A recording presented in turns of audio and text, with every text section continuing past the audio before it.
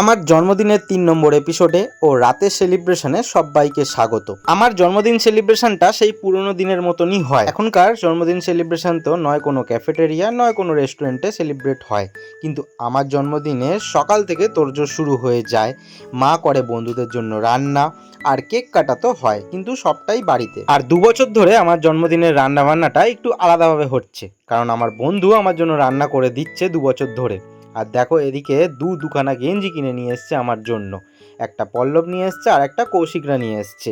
আর দেখো দুখানা কেক, কেকের নামগুলো দেখো না, একদম বাজেভাবে লিখে নিয়ে এসছে। বন্ধু বান্ধবদের মধ্যে যা হয়, এবছর একদম দুখানা ছুরি দিয়ে একদম যুদ্ধের মতন কেক কাটছি, কারণ একটা কেক মাও আমার জন্য এনেছে।